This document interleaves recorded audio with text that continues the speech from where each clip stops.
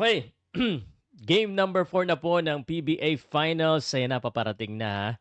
At sa tingin ko, sa game number 4 ng SMB versus TNT, makinig ka ha. Sasabihin ko na yung prediction ko, tinatanong niyo ako lagi. At saka mga nagsasabi na nanghuhula lang ako, ito yung sagot ko sa inyo. Pero sa tingin ko mananalo sa game number 4, talk and text. At bakit parang ang dami yata sa inyo na parang ayaw kay BGR? Explain nyo nga sa akin kung bakit. Kasi ako, personally, gusto ko tong player na to. And I will tell you why. Podcast Sports, the number one independent sports voice of the Philippines.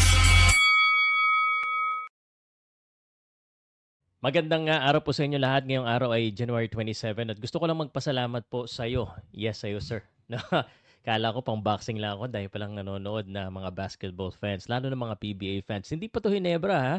Kala ko rin, dumadami lang yung viewers ko pag Ginebra. Pero anyway, dahil finals naman, SMB, TNT, salamat po sa mga SMB at TNT fans. No, yung mga SMB fans siguro magagagalit sa akin ngayon dahil sa tingin ko TNT ang mananalo. I-explain ko muna kung bakit. At bukas din ba yung awarding ng Best Player of the Conference? Kailangan pa ba natin pag-usapan kung sino mananalo diyan? Junmar lang 'yan. Junmar pinakamagaling, pinakamalakas, pinaka basta the greatest of all time, arguably, sabi ng mga tao. Kasi nagkakaroon din ng views yung argument ng greatest player of the PBA, yung isa kong video na ginawa, no? Sino ba sa inyo?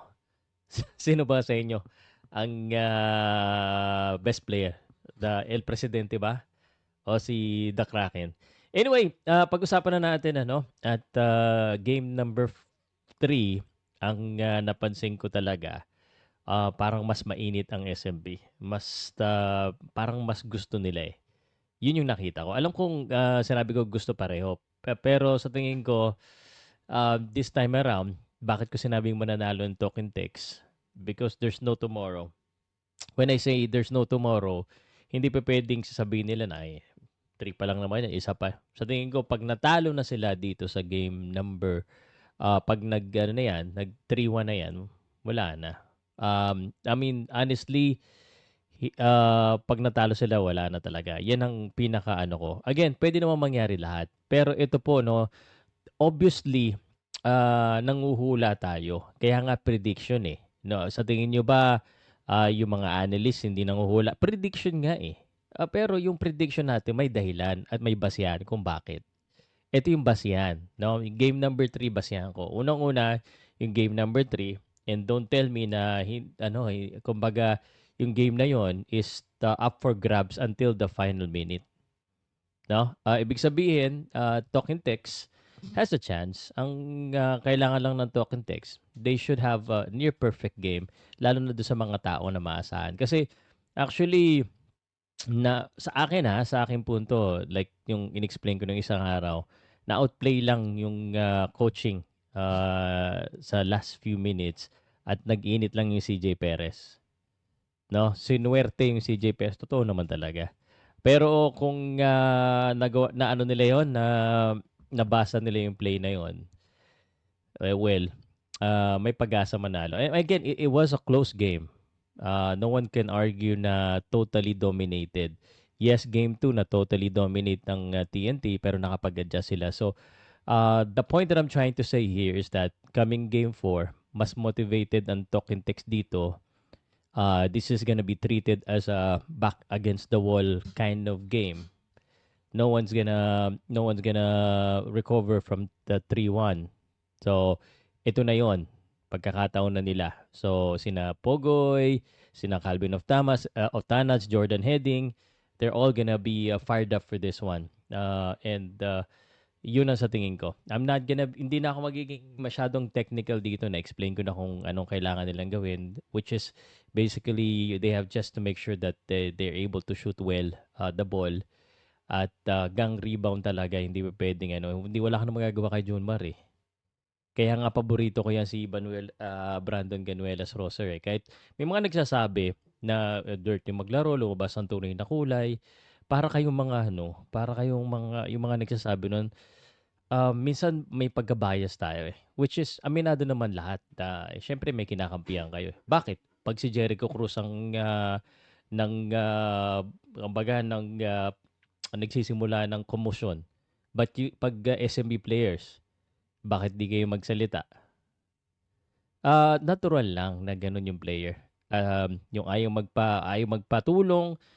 I mean, it's all part of the game. It's mentality, no? Bakit ka magpapatulong nga naman? I mean, sa game yan, um, it is like mind setting yan kasi, at saka yung psych war yan, eh. 'Di ba? I mean, championship 'to. You cannot be friendly with your opponent. You wanna destroy your opponent. Sa boxing kasi gano'n, eh. I mean, you can be friends with them afterwards, pero during the game, you have to be fired up. I mean, pag nakita ka ng mga ka-teammate mo na gano'n, na talagang palabang ka, biruin mo ba naman, hindi mo ba naman magugustuhan yung BGR? Kalaban niya 6'11". Anong height ni BGR? Point guard nga lang yan sa international stage, 6'6", 6'5", shooting guard. Hirap na siya. Hindi niya kakayanin talaga. Hindi siya ubra. I mean, dito guys, wala tayong kinakampihan, talagang pareho kung ano yung nakita natin. Hindi talaga siya ubra kay Jomar Fajardo. Ay hindi niya ubra, pero you gotta love his attitude. I mean, he's put in there yung Sinagalinato against Jomar Fajardo. And they're fighting. Napapanood nyo ba yung laban? Kung paano sila makipagsiksikan? Yes, di kinakaya. Kaya nga dapat pagtulungan talaga sa Jomar Fajardo. But I like this guy. I like the attitude. Ako actually, mahilig ako sa mga atleta na may character at may attitude. Pero hindi unprofessional. Dapat professional pa rin. During the game, it's all part of it. You know, the psych war, Calvin Abueva, kaya nga gusto ng mga tao, ayaw ng mga tao. Wag lang yung sobra. But again, it doesn't matter kung ano yung ano nila, as long as they're fire and they're passionate at ayaw nila magpatalo. Look at CJ Perez. 'Di ba? I mean, think about this. Kung ayaw nyo kay Brandon Ganuelas Roser dahil parang nakikipagbalihan sa kalaban niya, inaano niya si Jomar Fajardo tapos hindi pa siya nagpapatulong, si CJ Perez, sinagot yung kanyang sariling coach. Coach niya na yun, at binanggit nga, problema pala yung playing time, no? Gusto player siya eh. Dapat matusunod talaga yung coach niyan. 'Di ba? O ngayon, vindicated siya in a way, pero hindi dapat ganun. Para sagutin mo in front of everyone, the coach should, kumbaga, put on his feet down and say, okay, I'm the coach here, ako masusunod. Kaya nga ako coach eh. The coach could make a good and bad decision. You know, well, at least, kahit pa paano, binalik niya, good decision. So, na-vindicate naman si CJ Perez. So, yun lang sa akin. And sa akin, welcome yung passion. Just like dito, yung mga nanonood, welcome lahat ng opinion. Tayo ko kayo nakikitang negative comments, may mga nagsabing wala kang alam sa basketball. Ganyan din sabi sa akin sa boxing eh. Pero lagi namang nanonood. Because I bring up valid, well, ayaw kong itaas sarili ko. I think justified opinion kahit papano. It's entertaining, sometimes nakikipag-asaran, pero pag pinapakinggan nyo ng buong puso at bukas ang isip, maintindihan nyo kung bakit natin ito sinasabi. Now, wala na nga akong pinapakitang footage kasi podcast talaga to. This is my, feeling ko, yung opinion, syempre yan ang magdadala dito sa video na ito, dito sa content na ito. So, I really don't care kung anong, hindi ako yung mga moderator ko baka minsan mag-block, pero sabi ko sa kanila maximum tolerance. So, I don't care kung sabihin yung wala akong alam, kung sabihin yung sa boxing ka na lang, mas marami nga nanonood ng basketball ngayon. So, nakakatuwa. Actually, masaya ako when I get comment, whether it's a hate, whether you like me or not. So, para sa akin, guys, lalo na hindi hinebra yung content na to, it's already a blessing. And TNT, I think, is going to win because there's no tomorrow for them. So, I'm emotional yung aking prediction ngayon. Aminado tayo, ano? Pero nandito nga ako to create and build opinion, build community for the passionate basketball or sports community. Yung mga open-minded na hindi pikon. Kung pikon ka man, welcome ka pa rin naman. Pero sana tumanggap ka ng opinion. Kasi opinion mo, di ko naman binablock eh. Kung sa tingin mo mananalo SMB, go. You know?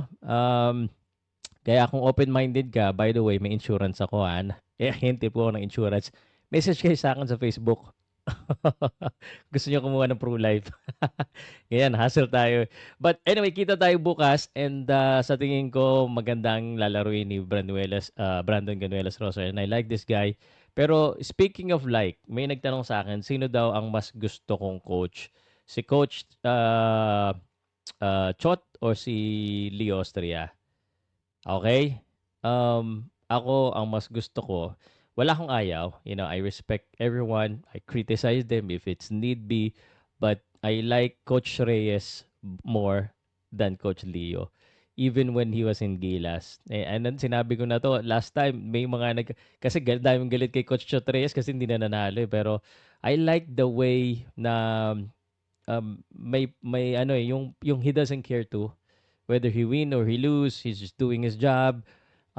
But you know, basta mas gusto ko kasi yung medyo may mga fire, but still open-minded, no? And that's what we want to be at pati yung community natin. Pero kita tayo game number 4, balikan niyo ako dito. Yung mga abot dito sa dulo ha, comment niyo babalikan niyo ako pag mali yung prediction ko, which is fine. Pero game number 4 TNT, kung hindi tapos na. Hindi na magiging exciting yung next.